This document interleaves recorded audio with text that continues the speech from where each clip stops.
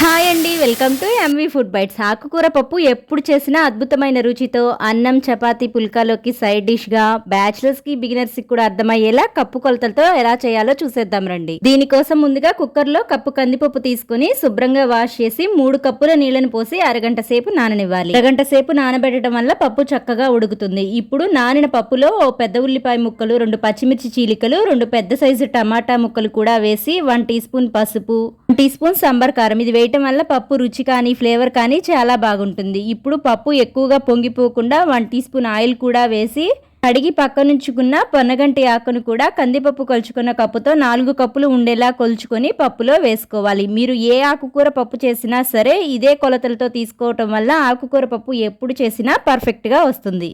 ఇప్పుడు పెద్ద గోలీ సైజు చింతపండుని ఆకుకూర పైన పెట్టుకోవాలి. మీరు ముందే కనుక పప్పులో చింతపండు పెట్టినట్లయితే పులుపు వల్ల పప్పు సరిగా ఉడకదు. తర్వాత కుక్కర్ మూతకి విజిల్ వచ్చే అడుగు భాగంలో కూడా ఈ విధంగా ఆయిల్ అప్లై చేసుకోండి. ఈ విధంగా అప్లై చేసుకోవటం వల్ల విజిల్ వచ్చే టైంలో పప్పు ఎక్కువగా చిందిపోకుండా ఉంటుంది. ఇప్పుడు కుక్కర్ మూత పెట్టి మీడియం ఫ్లేమ్ మీద మాత్రమే 4 to 5 విజిల్స్ ఉంచి ప్రెషర్ పోయిన తర్వాత మూత తీసి రుచికి సరిపడా కళ్ళుప్పు వేసి పప్పు గుత్తితో మరీ మెత్తగా కాకుండా వీడియోలో చూపిన విధంగా మెదుపుకొని ఈ స్టేజ్ లోనే మీకు ఇష్టం ఉంటే కొద్దిగా కొత్తిమీర చల్లుకొని తిరగమూత కోసం హీట్ అయిన బాండీలో 2 టేబుల్ స్పూన్ల ఆయిల్ వేసి పోపు దినుసులు అన్ని కలిపి 1 టేబుల్ స్పూన్, ఓ 4 ఎండుమిర్చి ముక్కలు వేసి దోరగా వేగిన తర్వాత 1 మీడియం సైజు ఉల్లి తరుగు వేసి ఖచ్చితంగా ఆనియన్స్ గోల్డెన్ బ్రౌన్ కలర్ వచ్చే వరకు వేపిన తర్వాత ఓ 5-6 దంచిన వెల్లుల్లి రెమ్మలు వేసి ఓ నిమిషం వేపి చిటికెడు ఇంగువ, 2 రెమ్మల కరివేపాకు వేసి అవి కాస్త వేగిన తర్వాత ఆకుకూర పప్పుని మూత మూగిపోయేలాగా తిరగమూత వేసుకొని ఓ నిమిషం కలుపుతూ ఉడికిస్తే అద్భుత అనిపించే ఆకుకూర పప్పు రెడీ అయిపోతుంది.